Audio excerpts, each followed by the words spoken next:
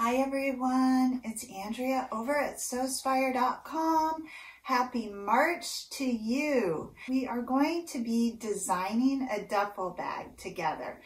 Over the years, I have designed several duffel bags of all different sizes. The duffel bag that we are going to design together as a community will be sized for travel. So I have pulled 3 of my favorite Sewspire designs out of the closet, and I am going to share with you the features and measurements of each, and then I am going to link to a design poll in which you are going to need to vote on which bag will be our inspiration for this month. And then we are going to take the basic measurements and features of that bag and improve upon it and make it our own unique design. So if that sounds fun to you, please give the video a thumbs up and subscribe to the channel so that you don't miss a single segment in this month's collaborative design. So I want to first label the bags so you know which is which when you are casting your vote. We're going to call this larger one Duffel A. We're going to call this medium one Duffel B. And we're going to call the smaller one Duffel C. All right. So I want to begin with Duffel A. This bag is actually 13 years old. It's the bag I designed when I was pregnant with Isabel, and I packed our clothes and goodies for the hospital the day she was born, and I love this bag. It's also crafted from Amy Butler fabric, which if you've been watching me for any amount of time, you know I adore Amy Butler, and I loved working with her fabric. So this bag is really special to me, and we're going to call it Duffel A. So I'm going to tell you first the measurements on this, and then we'll go over the features. So across the top here, we have a span of 21 inches, and then the depth across the top is 10 inches, and the height on this bag is about 10 inches as well. So this is a bag that is absolutely sized for travel and will meet this. Tim, come here, lay down. Come over here. Either say hi or be quiet. So this is a bag that is sized for travel and will meet the specifications to store in the overhead compartments or under your seat if you happen to be flying. Now I want to talk to you about some of the features. We have the double handles that have approximately a 13-inch drop on those.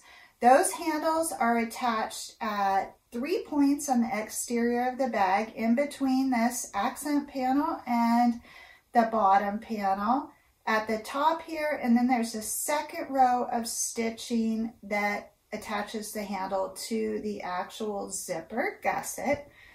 It has 2 end pockets that are slip pockets that span the whole width of the side there. You can't probably see them because they are the same fabric. There's just a tiny bit of trim fabric there. There are no pockets on the front or the back of this bag. It has a full-length zipper top, and I actually have a king-size pillow inside of here filling this up. It's fully lined on the inside, and inside there are 3 generous slip pockets that span one side of the bag, so you can fit a lot in each of those pockets. They're equally sized. So if you like this style of bag for our March collaboration, then vote for Duffel A, okay? Moving on to Duffel B. This is a really unique design. It was part of one of my master classes, and it has a lot of room for improvement. So you can see here, it has the 2 panels and the straps are attached in a similar way to bag A. And I do believe bag A was the inspiration for this design. However, there are some elements of this design that definitely we can improve upon. But first, let me give you the measurements of it. And you'll see why this bag is shaped the way it is in just a few minutes. So I don't think I'll be able to measure across the top for you yet. Across the base, we're coming in at 23 inches, which surprisingly is larger than this bag, although it doesn't look like it, but it is in fact 23 inches across the base and then 9.5 inches deep. When it's fully closed up across the top, it's about 19 inches. So it has a unique shape, and you'll soon see why that is.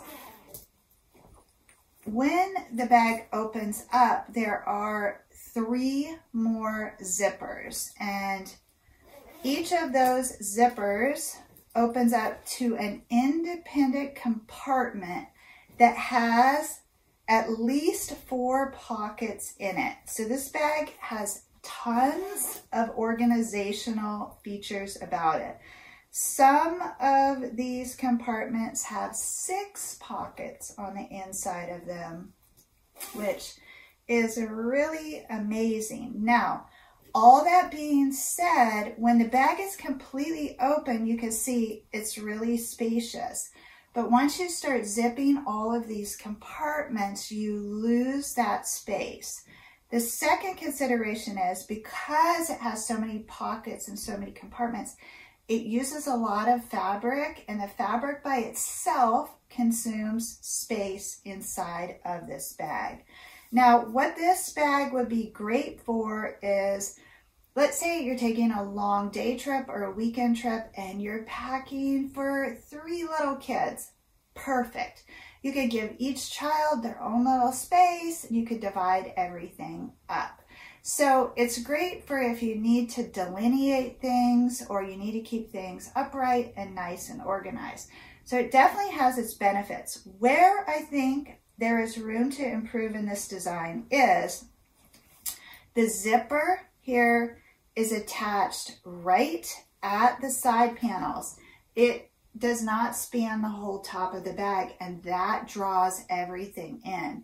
If we use this type of zipper panel on this bag, it could be amazing. Maybe you can have too much. This bag might be too much. I'm gonna leave that up to you all to decide. One of the features that I do really like and appreciate about this bag is those side pockets are zipper pockets. So if we incorporated zipper pockets on the sides of this bag, that could be amazing as well. Maybe we even consider having just 2 compartments inside of this bag. These are all decisions that we'll make as the project unfolds throughout the month of March. So we don't need to make any of those decisions right now. The only decision that I need for us to make is which bag is going to be our inspiration for our March project, okay? So if you like this bag and you think it has potential and you'd like to work with this bag for the month, vote for Duffel Bag B. Yeah. All right. And this one here, I think I called this the Dynamo or the Dynamite Duffel. There's a full tutorial for this bag. It's a great size, but you can see it is much smaller than the first 2. But it's absolutely perfect for a weekend getaway for one person. So let me give you the measurements. We're 8 inches across the top here for depth, and we are almost 17 inches across the front and the back there. And then height is coming in at 9 inches. So really fabulous size there, and it's not too overwhelming on the body. It also has a zipper and is fully lined. I I do not think that there are any pockets inside of this bag, so that's something that we might want to consider. There definitely are no pockets on the exterior. The exterior is all independent panels. There's no accent panels like we have on these other bags. And as such, the handles are attached directly to this front and rear body panels, which is not ideal in my opinion, because if your handle gives way, it could potentially rip the actual bag and you're kind of just SOL, as they say. So tons of room to improve upon this bag. If you vote for Duffel C, it would primarily be because you like the size of it. You think that this is a good size bag. I will say, in regards to size, I have taken this bag on a cruise and had to carry it myself. And when it is fully loaded, it is heavy and cumbersome to carry. And as I was dragging it all around through the airport and then, you know, down by the port, that, oh man, this bag is heavy. So do consider whether or not you have someone to carry your bag for you, or if you're going to have to carry your bag. All right, so pros and cons to all of them. I'm really excited to see which bag you vote for, A, B, or C. And then next week, after we know the measurements of the bag, I can cut out those main body panels and we can start customizing those as you see fit, okay? So this project is going to span all of March, and I will supplement with additional blog posts and polls as we go on as needed. So make sure you keep an eye on Sewspire.com. I will have a dedicated page for this project. I will also post updates on Instagram and Facebook. So if you follow at Sewspire over there, you will be in the loop. And if at any point you want to rewind and catch up, say you're watching this video in the future, you can find everything over at Sewspire.com. So before we say goodbye for today, I want to thank you for your grace and kindness last week. With everything happening in the world, I was just absolutely not up for recording a video. I needed to just be still, be quiet, and contemplate all that is happening in the world. And I am happy to say to you that I found peace and happiness in my craft. I picked out a pattern that I wanted to sew, and a pant pattern, which I have shared with you all on social media as well. It's Simplicity S8922. Cut out the whole pattern, and I found some fabric, and I just started sewing pants. I know that sounds kind of really simple, but it did bring me some peace inside of my own heart. And I am a firm believer that you have to be the change you seek. So we all need to be holding peace in our own hearts if we would like peace in the world. And so I'd like to just take a minute before we say goodbye and show you so far the pants that I've been able to sew with this pattern. So I have made 3 pairs. They're all striped pants, and in my opinion, these are like lounge pants. You could get away with wearing them outside if you wanted. Nobody would gasp and think you're in your pajamas, but you could just as well sleep in them because they're very comfortable. So the first pair that I made are blue stripes, and the stripes are an absolute blast to work with because you can run those vertical, of course, so you're not, as someone said, broad as a barn door. I haven't heard that expression in a long, long time, and it made me giggle. I think my grandma used to say that, but it's kind of a funny expression. Not to say you are not absolutely perfect, just how you are. You are, don't change a thing, but it made me giggle because I did give a lot of thought to the positioning on the stripes. And I was bouncing it off of Isabel when we were in the store, and she was pointing out that the stripes definitely need to run vertical. So that's probably a good rule of thumb. But where I did get my horizontal stripes are on the cuff here. and it's like a little tulip cuff, which is a blast. For this particular pair, I went ahead and put in the pockets, and then I added a drawstring to the top of that. And I have already washed these a couple times, and so they're all set nice and soft and wonderful. Then the second pair that I made, I kept the stripes vertical the whole time. I serged the little tulip cuffs on there so that I just had that serged edge, so they came together really fast. And this fabric is like a seersucker, which is perfect for these. So they're super nice and light and comfy. I just did a very thin elastic band at the top, no drawstring, no pockets. These were an absolute breeze to sew.